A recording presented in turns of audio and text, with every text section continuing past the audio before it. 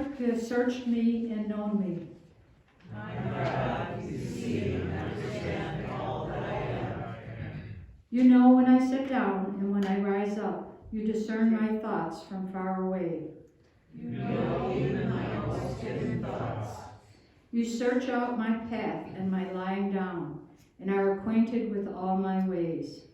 When I work, when I sleep, you are with me.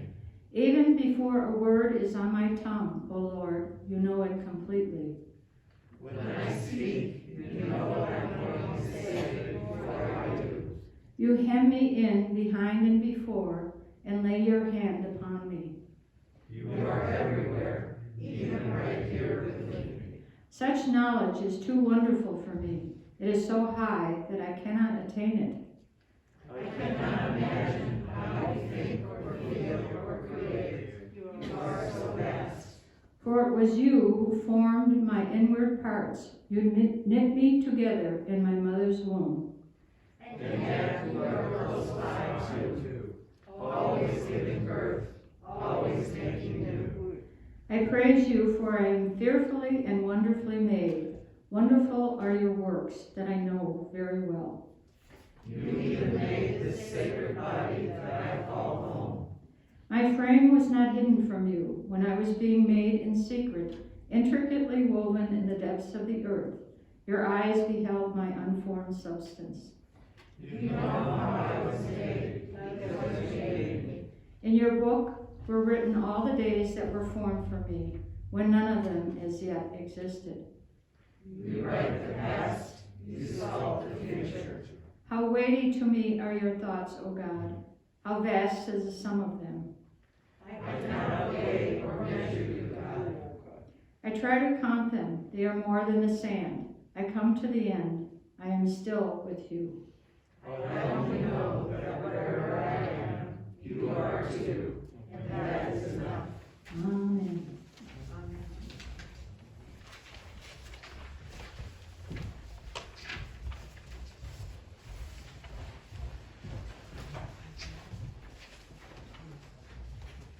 We're only a couple of weeks into 2022, and life seems like it's racing forward back to all that chaos that we've seen over the last 2 years. Just when we thought we were nearing the end of shutdowns and shortages and new variants of COVID, here we are again, rocked by waves of disruption, inviting the same old question once again. How shall we be in this time of unpredictability? And I know that we've been through a great deal since 2020. Hopefully we've learned a little bit along the way. Who we are, how we are, what we need to thrive. Perhaps we learned something about the essential value of community, how we need one another, how we thrive when we feel connected. Perhaps we've learned to slow down a bit, a slowdown that grants us peace, time for deep reflection, and a greater balance of being. Which all of this leads me today to the season of Epiphany. Epiphany, for me anyway, is an extension of the Christmas season. Certainly Christmas is a time when we think about incarnation, right? God with skin on is another way of saying it, that God became human to live among us. And Epiphany, I think, highlights that, as we read in the psalm that we read today. It's this continuing and non-judgmental and unprecedented presence of God among us. And that's such an important thing as we move into Epiphany. Epiphany is a time of illumination and enlightenment, a time of taking that incarnation of God, that understanding that God is present with us, and figuring out how to live it into our everyday lives. So if 2020 and 2021 have taught us anything, it's that in that incarnation of God, all the small things, those little things that we take for granted, are important. I mean, consider something as common as water that we heard in the story of in Jesus' baptism. In that story, something as simple as water, something that we need every day, was transformed into the symbol of God's covenant. And as we'll see next week, something as mundane as a visiting Jewish rabbi reading from Isaiah in the synagogue can be transformed into the very foundation of what Jesus came to tell us. And even something as common as a wedding celebration can become the venue for the beginning of a ministry that would change everything. I invite you to hear now once again the story of the wedding at Cana.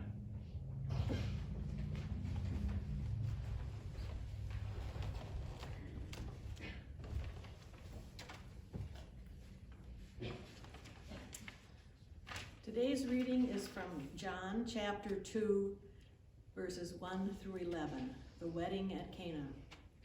On the third day there was a wedding in Cana of Galilee. Jesus' mother was there, and Jesus and his disciples were also invited to the celebration. When the wine ran out, Jesus' mother said to him, "They don't have any more wine." Jesus replied, "Woman, what does that have to do with me? My time hasn't come yet."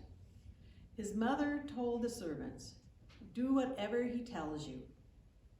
Nearby were 6 stone water jars used for the Jewish cleansing ritual, each able to hold about 20 or 30 gallons.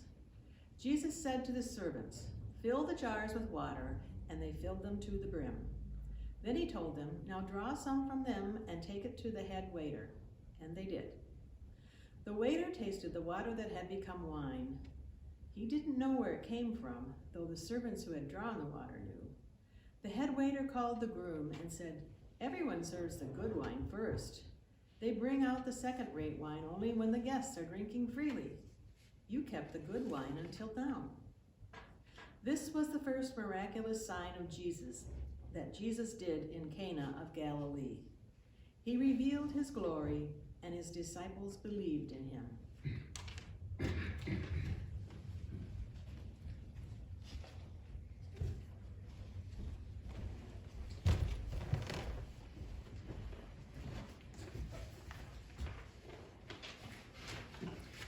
You know, Dr. King once said, "Our goal is to create a beloved community. And this will require a qualitative change in our souls as well as a quantitative change in our lives." A qualitative change in our souls as well as a quantitative change in our lives. In other words, he's saying to be the church, to be a people of faith, requires us to constantly transform in very real and measurable ways in how we live our lives and how we love others. Now, the season of Epiphany and the story we just heard from John's Gospel of the life of Jesus points us in that direction. First, let's investigate the wedding at Cana. Jesus turning the water into wine accounts for the first miracle or sign in John's Gospel. And I think it's important to remember how important these signs were to John. There were 7 of them scattered all throughout the first half of his gospel. And I think it's worth thinking about why he chose to have this as the first miracle, as opposed to maybe walking on water or feeding 5,000 people. But John chose this one first. And the second thing to think about is what he chose to come that would come right after this. We call this the immediate context. And it's important to consider as we attempt to discover the message that this text holds for us today. So what do I mean by that? Well, think about what's going on in the story beyond the miracle itself. There were 6 huge stone jars of water, and the water was intended to be used for purification rituals. That's an important detail. It's important because one of Jesus' purposes was to transform the law, to transform it from a rigid set of rules meant to be kept no matter what, into something that graciously served humanity and our common interest. And this is a consistent theme that we see running through all the gospel accounts. So symbolically changing this purity ritual water, or the old way of implementing the law, into the wine of celebration speaks volumes. And the text tells us that it wasn't just any old wine, but the very best wine. And to reinforce this idea, the very next passage in John's Gospel is the cleansing of the temple. In the Synoptic Gospels, the other 3 Gospels, we see that near the end. John has moved that story to the beginning, and I think there's some intentionality in that as he thinks about taking this water of purity and cleansing. So the cleansing of people, but also the changing of the law or the cleansing of the law. In other words, it's pretty clear that John wants his audience to associate the transformation of the water to wine with the coming transformation of what it means to be a just community of God's people.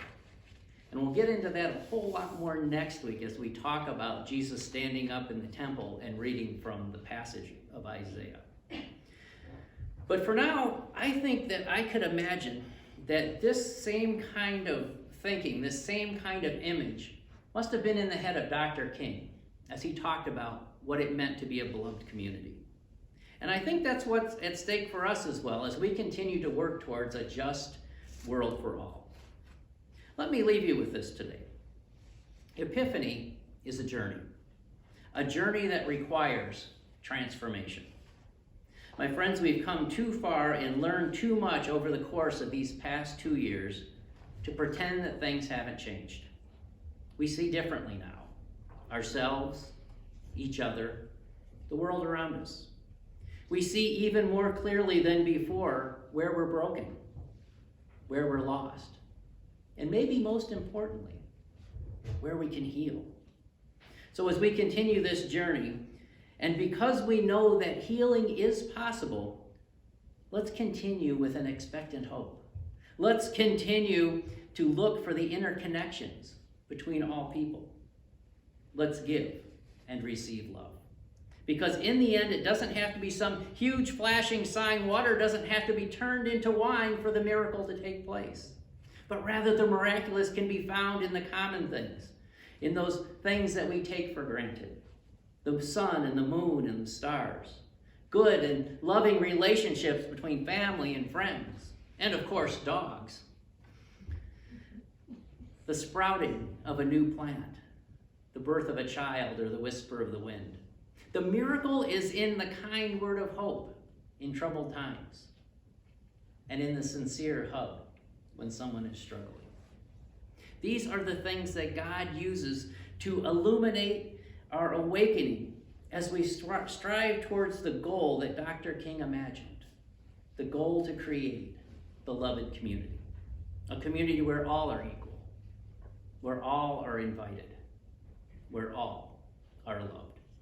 A transformed community where love is invited and all can call it home. May it be so. Amen.